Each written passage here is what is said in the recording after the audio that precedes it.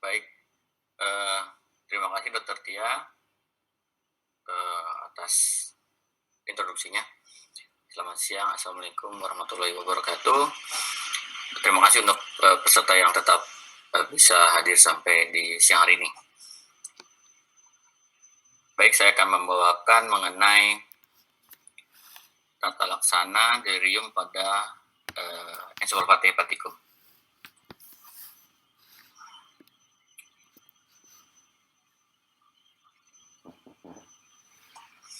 Oke, baik. Sudah terlihat Dokter Tia?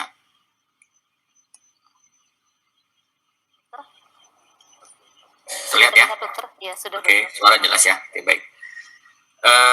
Jadi akan saya mulai dari outline-nya ini yang akan saya bawakan.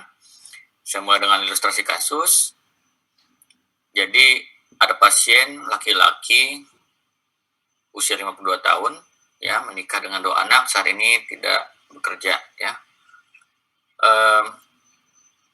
Keluhan utamanya adalah adanya penurunan kesadaran 1 hari sebelum masuk rumah sakit. Dia ke IGD, dari keluarga nyatakan bahwa 1 hari tidak respon dengan baik ya, ketika komunikasi tanyakan mengenai waktu dan tempat tidak bisa menjawab dengan baik, dan anggota keluarga juga tidak bisa dikenali dengan baik, tidak ditanyakan. Sebelumnya tidak pernah ada keluhan seperti ini, demam, batuk disangkal. Keluhan lain adalah pasien tidak bisa BAB 4 hari, sedangkan muara kecil normal, mulut mencong tidak ada, kelemahan tidak ada, ya, penyakit jantung, kejang, trauma disangkal, nafsu makan ada menurun, jadi perut kanan atas ada kadang-kadang, ya, demam, mual, muntah tidak ada. Ya, penyakit dahulu diketahui ada sakit gula, diabetes mellitus sejak 2 tahun lalu, LVDU, promiskuitas, tato, transfusi tidak ada, minum jamu tradisional kadang-kadang. Riwayat keluarga dengan sakit hepatitis juga tidak ada, atau sakit kuning, tapi ibu pasien ada diabetes mellitus. Pada pemeriksaan fisik, tanda vitalnya baik, ya, nadi suhunya juga febris, SP2-nya saturasi oksigen juga bagus, kepala juga oke ya, mata tidak ada anemia, sekretari tidak ada, paru jantung baik, pada abdomen bising ususnya normal, sipidanles pada pemeriksaan ini dikatakan negatif, pada ekstremitas tidak ada edema, arteritis tidak diperiksa, tapi ada palmar eritem, dan untuk motoriknya tidak dilakukan pemeriksaan. Penunjangnya ada leukopenia sedikit, ada trombositopenia sedikit, ada sedikit hiponatremia 130, karena penurunan kesadaran cek AGD-nya normal, gula darah sewaktunya 178, langsung barakan dalam batas normal. Kemudian pemeriksaan lanjutan keluar hepatitis B-nya negatif, C negatif, HIV negatif, OTPT normal, PT-PT baik, ada hipoalbumin sedikit, pada urinalisa ada leukosituri, ada bakteri positif dan nitrit positif, sudah keluar juga analisa fesesnya, darah samarnya negatif. Para penurunan kesadaran diperiksakan CT scan-nya dan EG-nya baik. USG dikerjakan, ternyata ada sirosis, ada asites juga walaupun tidak banyak, kemudian tidak ada pelebaran CBD ya, atau saluran biliar ya, dan ada penebalan dinding GB, mungkin terkait karena hipoalbumin pada pasien. Nah, ini kemungkinan diagnosisnya apa kira-kira? Apakah encephalopati metabolik, lesi intrakranial, encephalopati hepatikum, infeksi intrakranial, atau drug induced encephalopati? Silahkan jawab. Gampang nih untuk pemicu saja biar tetap segar matanya karena sudah jam-jam kritis ya. Silakan. Oke.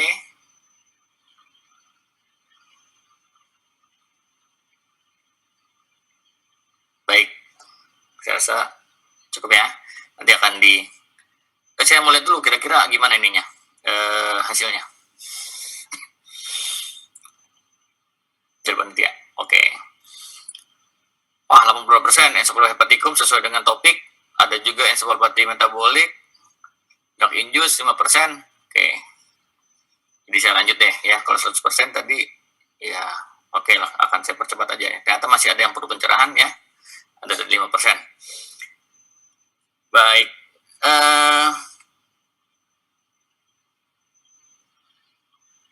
Sekarang kita bahas mengenai prevalensi sirosis ya, karena ini memang terkait komplikasi sirosis. Jadi kita lihat bahwa sirosis itu menjadi masalah yang sangat tinggi di Asia Pasifik ya. Kalau dilihat lagi memang South Asia tidak terlalu banyak, tapi kalau secara Asia Pasifik keseluruhan ya tetap tinggi sebetulnya. Kemudian kita lihat prevalensi sirosis berdasarkan etiologi. Yang kita tahu memang saat ini penyebab paling sering sirosis adalah karena virus ya, hepatitis B, hepatitis C. Tapi dengan adanya pengobatan, vaksinasi hepatitis B, maka makin sedikit penderitanya gitu ya. Sedangkan penyebab lain yang non viral seperti non-alcoholic fatty liver disease ya, fatty liver yang timbul ya, bisa timbul karena berbagai hal, misalnya karena dislipidemi, kemudian sindrom metabolik ataupun diabetes ya, seperti pasien ini, itu makin banyak. Karena sindrom metabolik itu makin meningkat jumlahnya, bisa sampai 29-113 orang nih. Jadi dengan adanya predisposing factor seperti non-alcoholic fatty liver ini makin banyak, maka kemungkinan sirosis juga belum akan banyak berkurang. Karena ternyata selain kita udah bisa menurunkan hepatitis B, hepatitis C, tapi penyebab lainnya masih banyak ya. Nah, tadi sudah disinggung Aldi mengenai komplikasi sirosis. Jadi kalau kita sudah mendiagnosis sirosis, kita punya tanggung jawab ini untuk mencari komplikasi. Jadi bukan sirosis sudah ditegakkan, ya sudah gitu ya, selesai. Nah, kalau udah sirosis, konsekuensinya adalah mencari komplikasi yang timbul atau ada pada pasien-pasien sirosis ini. Ya, jadi seperti asites, ensefalopati hepaticum, hepatik hidrotorak, karsinoma sel hati, sindrom hepatopulmoner, sindrom hepatorenal, SBP, spontaneous peritonitis tadi yang sudah sempat dibahas oleh Dr. Irsan dan Dr. Kemal, dan tadi perdarahan varises yang Dr. Aldi sudah sampaikan secara lengkap, gitu ya. Nah, di sini akan saya bahas mengenai ensefalopati hepaticum. Jadi jangan lupa untuk komplikasi ini tolong identifikasi kalau kita sudah mendiagnosis pasien kita dengan sirosis hepatis. Nah, untuk prevalensi EH ya, atau ensefalopati hepaticum itu nanti akan kita bahas ya mengenai covert dan overt ya. Kalau covert itu berarti EH-nya, ensefalopati hepaticum-nya minimal atau tidak kelihatan tersamar. Kalau yang overt itu yang nyata secara manifestasi. Studi Cina untuk yang covert saja ya, artinya si hepatik ensefalopati ini yang tidak terdeteksi ya, yang minimal itu bisa sampai 35% lebih. Sedangkan pada pasien sirosis kompensata aja bisa 16-21%. Nah, untuk pasien keseluruhan sirosis, baik yang kompensata, dekompensata, baik yang overt ya, itu bisa 30-40% ini pasien sirosis, baik yang cakup A sampai C, yang kompensata, dekompensata, itu bisa mengalami. Jadi pasti selama 30-40% itu akan ada terjadi selama pasien menderita sirosis ini. Bagaimana diagnosisnya? Kita bahas dulu per definisinya ya. Jadi memang tidak ada suatu gold standar untuk mendiagnosis EH, tapi per definisi bisa kita lihat bahwa itu adalah suatu disfungsi pada sistem saraf pusat ya, yang disebabkan karena insufisiensi hati, jadi si hatinya yang tidak berfungsi dengan baik, atau kalau fungsi hatinya baik, itu bisa disebabkan karena portosistemic shunting. Ya, baik yang bisa timbul karena artifisial ataupun karena memang ada anomali vaskular.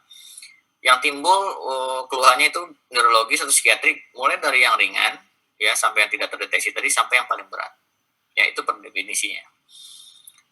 Nah, kalau kita bicara dengan mengenai EH, itu ada 4 hal atau 4 aksis yang perlu diidentifikasi. Jadi kalau kita udah bicara EH, next-nya adalah ini yang harus kita identifikasi. Jadi kalau kita ngomong sirosis, next adalah kita identifikasi komplikasi.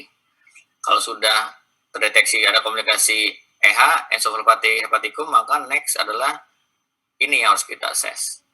Pertama adalah etiologinya. Etiologinya itu bisa dibedakan menjadi tipe A, B, C, D. Ya. Nah, ini adalah tipe yang disebabkan karena akut liver failure.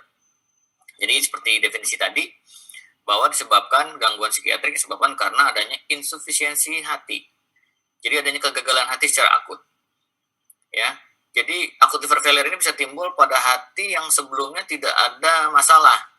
Jadi pasiennya tidak ada penyakit hati kronik, ya, tidak ada hepatitis B sebelumnya, tidak ada hepatitis C sebelumnya, ya. Jadi istilahnya pasien ini livernya tadinya fine-fine aja, bagus, ya, tidak ada penyakit hati kronik yang sudah diidap. Ini bisa timbul akibat ada hal yang menyebabkan dia failure.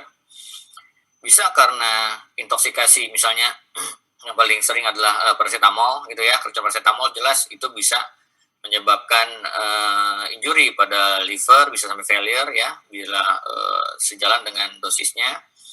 Kemudian yang lain misalnya alkohol, intoksikasi alkohol juga bisa menyebabkan akut liver failure. Ya, atau obat-obat anti kejang juga bisa, ya, phenytoin yang besar dan lama juga bisa, ya. Jadi jelasnya ini adalah livernya failure akibat suatu pencetus akut. Yang tipe B adalah disebabkan karena portosystemic shunting. Jadi si liver sebetulnya fungsinya baik, gitu ya.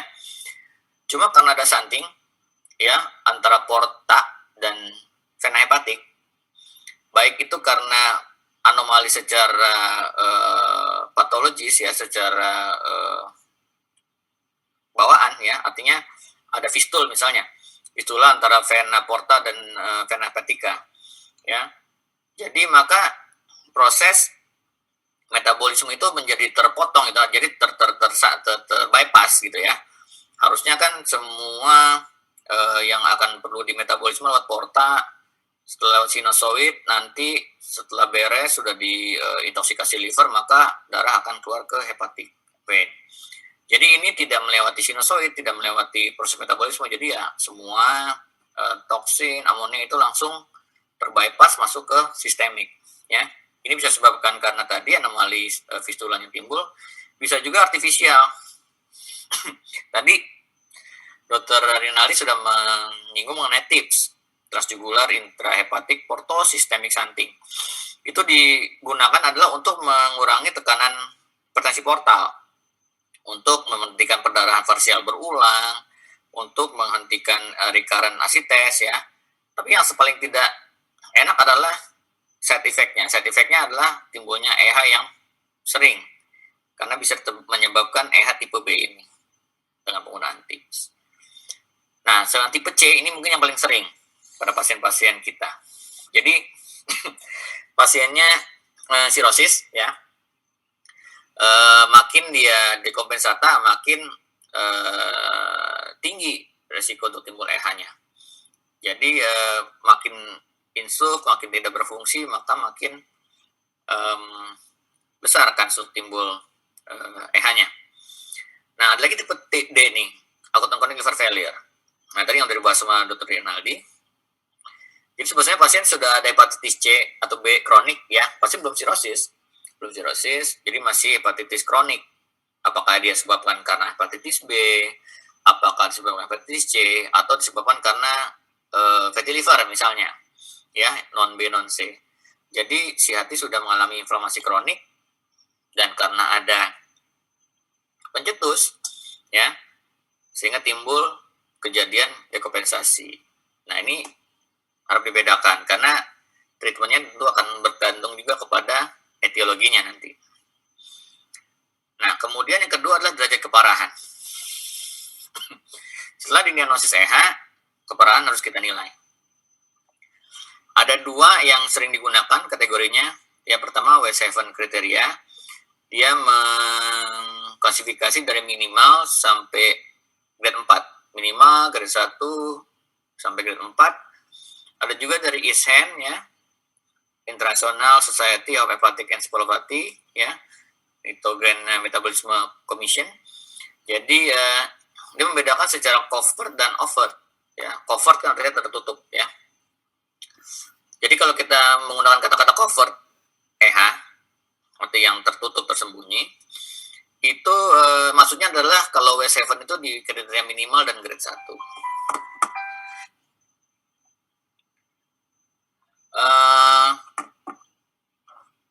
Kalau misalnya overt di kriteria ISEN ini, maksudnya adalah grade 2 ke atas, ya. Nah, tentunya kalau misalnya minimal grade 1 itu agak sulit untuk mendiagnosisnya. Tentunya ada beberapa tools yang perlu digunakan untuk bisa mendiagnosis covert ataupun EH minimal atau grade 1, ya. Nah, yang perlu kita tahu adalah kalau grade 1 mungkin masih bisa kita dapatkan dari anamnesis ya, misalnya pasien yang gangguan konsentrasi, kemudian ada gangguan pola tidur, itu sudah masuk ke grade 1. Sedangkan kalau yang udah makin ke sini, yang letargi, apatis, ya itu udah mulai grade 2. Somnolence berat, grade 3. Kalau yang koma udah pasti dia 4, ya. Jadi untuk yang covert itu perlu tools khusus, tapi kalau sudah yang manifest, yang sudah overt, kita tidak perlu pemeriksaan khusus yang digunakan untuk mendiagnosis EH minimal atau grade 1. Kemudian perjalanan penyakit. Ya. Setelah tahu etiologi, setelah tahu kita definisikan derajatnya, kita harus lihat ini seperti apa nih nanti EH-nya. Jadi kita bisa membedakan EH menjadi 3. Episodik, recurrent, atau persisten. Episodik biasanya dia berulang dengan selang waktu lebih dari 6 bulan. Kalau recurrent dia berulang kurang dari 6 bulan. Ya. Nah, kalau misalnya persisten, dia akan terus berulang. Ya. Jadi bedanya episodik dan recurrent adalah kalau misalnya episodik dan recurrent itu ketika timbul EH dia benar-benar sembuh total, artinya tidak ada EH sama sekali.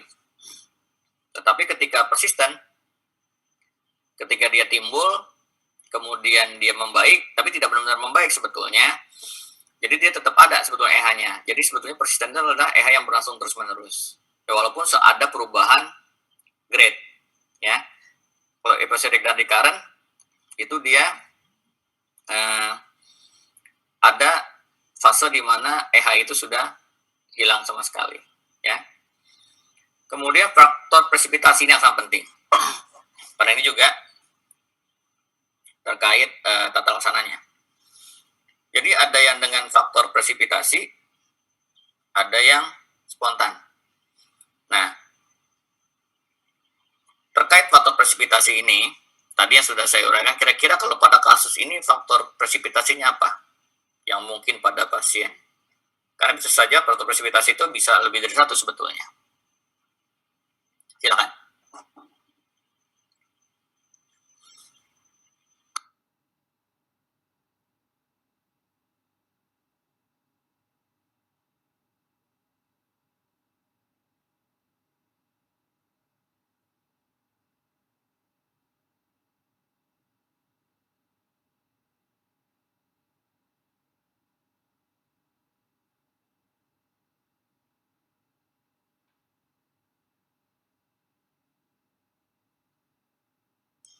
Baik, mungkin cukup kita lihat.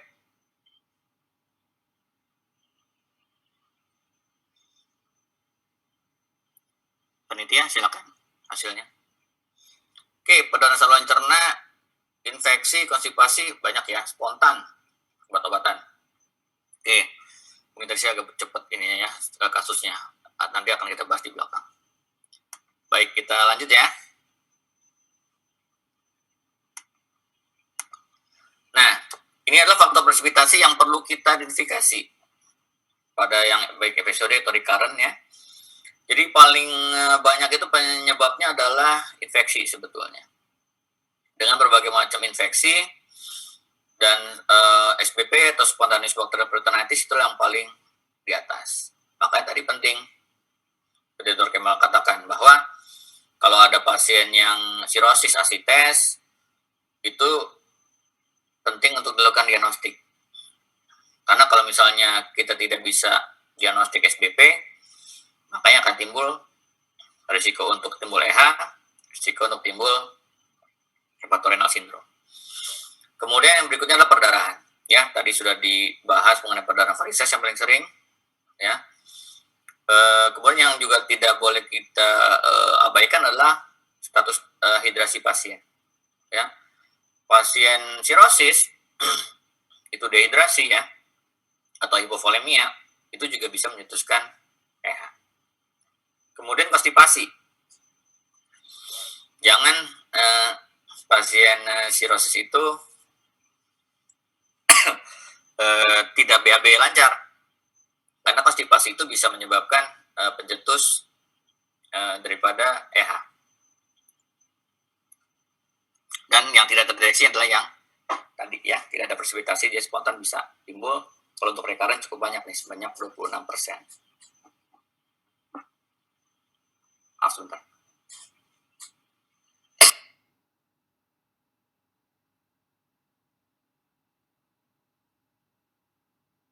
Baik, saya lanjutkan.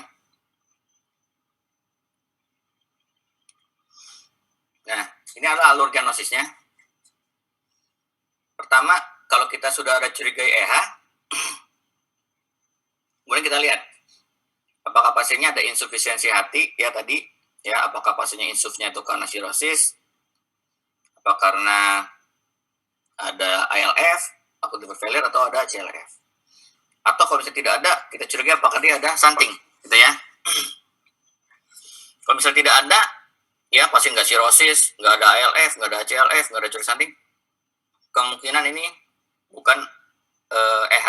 Jadi harus kita cari kelainan metabolik, ya, ataupun otak sentral atau metabolik. Amonia ini sudah tidak wajib. Kalau misalnya ada, itu cukup membantu untuk menegakkan si EH ini. Jadi pada EH memang kebanyakan amonia meningkat. Cuma harus kita tahu bahwa pemeriksaan amonia itu sangat pelik sih, artinya pengambilannya salah, pengiriman sampelnya juga terlalu lama, itu sangat mempengaruhi daripada hasil amonia, sehingga memang amonia tidak menjadi suatu standar dalam menegakkan EH sebetulnya. Kemudian bila tadi kita temukan adanya insuf ataupun pirau tadi, maka kita bisa mengarahkan ke arah EH. Kemudian harus kita lihat apakah ada faktor presipitasi. Ya, kalau misalnya ada, maka dia bisa kita anggap sebagai EH. Tapi jangan lupa bahwa penyebab penurunan kesadaran itu bisa lebih dari satu. Jadi walaupun kita sudah menemukan faktor presipitasi yang kemungkinan menyebabkan EH, itu tetap kita harus mensingkirkan metabolik ataupun kelainan pada saraf pusat. Kemudian kalau kita sudah yakin ini EH, maka pertimbangan untuk memberikan obat-obatan yang amonia reducing treatment ya, nanti akan kita bahas. Dan kalau misalnya ternyata ada faktor presipitasi, ada insuf, kemudian juga ada kelainan metabolik ataupun otak, ya bisa saja ini timbul penurunan kesadarannya karena EH dan ada kelainan metabolik ataupun otak tadi ya. Jadi tetap kita harus berpikir bisa saja kelainannya lebih dari satu, itu tetap harus kita singkirkan. Nah, seperti yang tadi saya katakan bahwa untuk mendiagnosis EH minimal itu perlu alat atau perlu tools ya untuk menegakkannya, karena tidak bisa yang grade ringan itu langsung kita diagnosis seperti kalau misalnya ada asterixis ya, atau ada somnolence, itu kita nggak perlu. Jadi kalau udah manifest kita nggak perlu alat-alat ini. Tapi kalau misalnya kita mau mendeteksi minimal EH ataupun yang grade 1, kita perlu ini.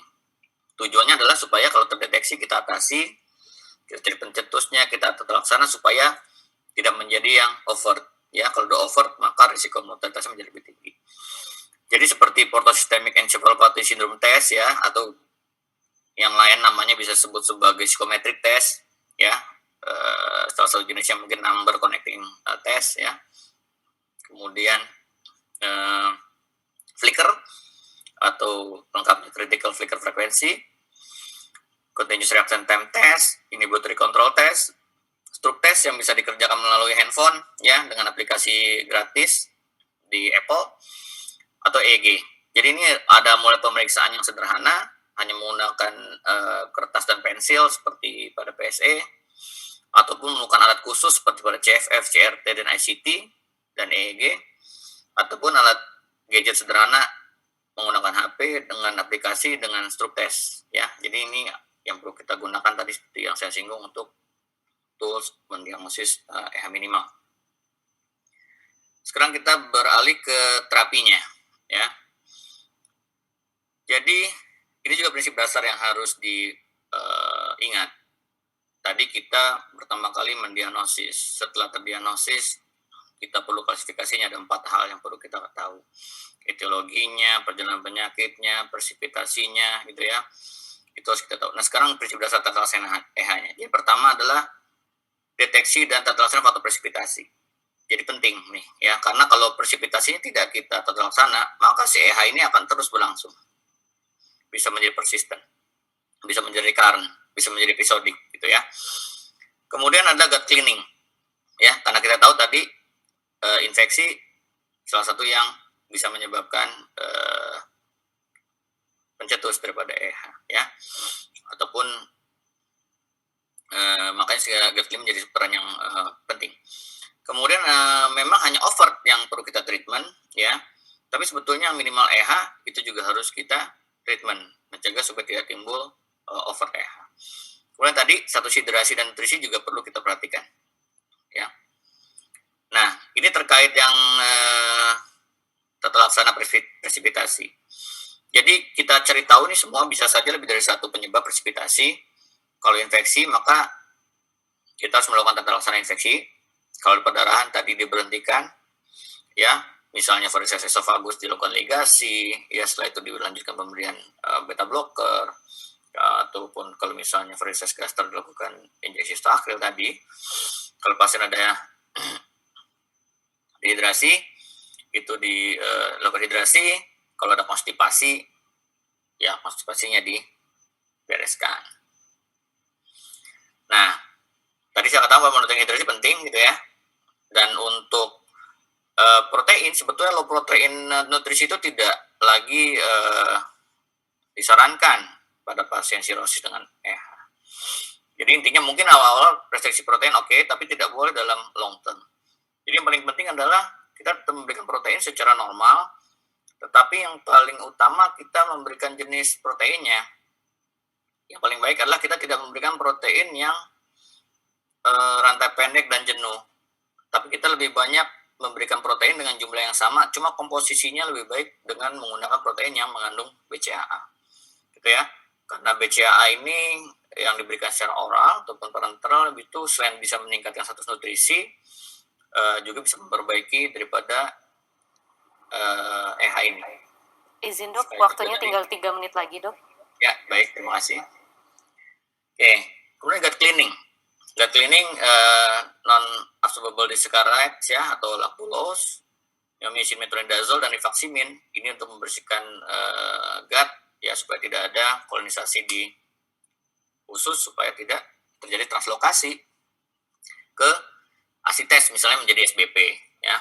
Dan SBP kita tahu tadi bisa mencetuskan EH.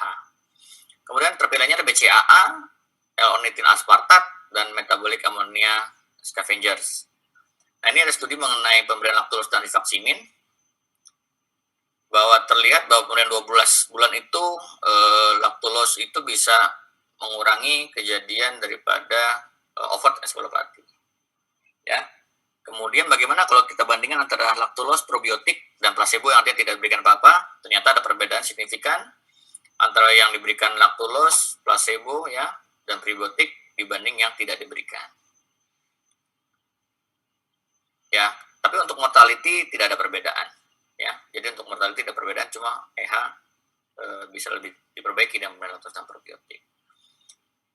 Ya, diberikan lebih lama juga ternyata sama ya, bisa memberikan hasil yang signifikan terhadap okurensi daripada over EH laktulose. Kemudian ada suatu studi RCT dan meta-analisis di tahun 2019 mengenai LOLA ya, L-carnitine L-aspartat untuk hepatic encephalopathy pada sirosis. Di sini kita bisa lihat pada pasien sirosis yang CALPU-nya A dan B ya, yang kompensata berikan LOLA dengan dosis 20 sampai 40 mg ya dalam 4 sampai 8 jam ya. Itu dalam 7 hari ternyata pasien-pasien diberikan LOLA dalam 7 hari ini itu 3,2 kali lebih sering bebas daripada over dibanding yang tidak diberikan. Kemudian bagaimana yang CALPU-nya C? Tadi kita berikan pada yang kompensata. Diberikan pada CALPU C, yang dekompensata ternyata sama. Pemberian laktulos, ya, probiotik, ya, dan LOLA itu lebih efektif dibanding yang tidak diberikan. Ya, dalam perbaikan minimal encephalopathy. Kemudian bagaimana dengan amonia? Ya, pasien-pasien yang diberikan LOLA baik secara oral ataupun intravena itu dibandingkan tidak diberikan itu juga amonia jauh lebih rendah. Ya, kalau amonia lebih rendah maka kejadian untuk EH-nya bisa menjadi lebih kecil. Kemudian juga untuk yang over ya itu dibandingkan perbaikan status mentalnya dengan MMSE ini ya. Kalau dilihat perbaikannya berdasarkan W7 juga baik ya. Begitu juga kalau misalnya dinilai perbaikan mental state-nya dengan pemeriksaan psychometric test ya. Jadi psychometric test itu untuk menilai perbaikan pada minimal encephalopathy. Kalau yang over dengan W7 aja mungkin gampang ya. Kan bisa lebih mudah. Tapi kalau untuk yang minimal harus pakai psychometric test dan ternyata setelah diberikan LOLA ataupun secara oral ataupun IV itu ada perbaikan. Dan secara keseluruhan untuk pasien EH baik yang minimal dan over pemberian LOLA ini menunjukkan bahwa menyebabkan perbaikan EH bila dibandingkan yang tidak diberikan ya berdasarkan W7 kriteria. Jadi secara keseluruhan ini efektif ya pemberian LOLA ini baik oral ataupun intravena. Tapi tidak ada cukup data nih untuk menjelaskan lebih efektif mana antara oral dan intravena ya. Kalau bisa dirawat mungkin lebih cocok intravena, tapi rawat jalan mungkin kita bisa switch ke oral. Dan pada studi ini juga dinyatakan bahwa LOLA dan BCAA ya menunjukkan efek yang signifikan dalam menurunkan gejala EH dan juga bisa menunjukkan perbaikan klinis juga ada menunjukkan penurunan level amonia ya. Dan LOLA dan laktulos saja yang terbukti signifikan menurunkan progresivitas overt ya, yang dari grade-nya 3 menjadi 2 atau 4 menjadi 2 gitu ya. Itu terbukti ya dari studinya Tumburu, LOLA dan laktulos. Oke.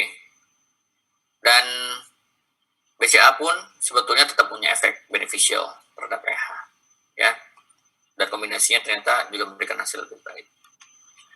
Oke, saya bahas menggunakan diagnosis encephalopathy metabolik sepertinya sih tidak ya, karena pasien elektrolitnya baik, AGD oke, ya, kemudian saturasi juga baik, saya rasa tidak. Les intrakranial sudah lakukan CT brain tadi kalau lihat ya, dan EEG-nya juga baik, jadi mungkin bisa kita singkirkan.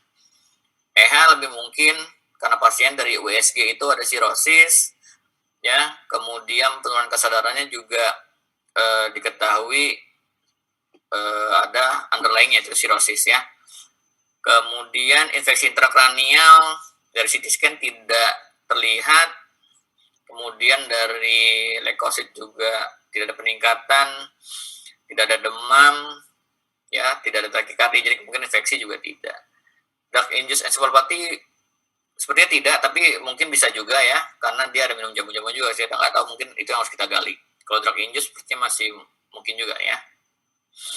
Oke, kemungkinan untuk yang faktor presipitasi, pasien tidak ada mengeluh BAB hitam, tidak ada muntah darah, kemudian feses darah samannya negatif, ya sebetulnya presipitasinya pada pasien ini tidak ada perdarahan. Sepertinya.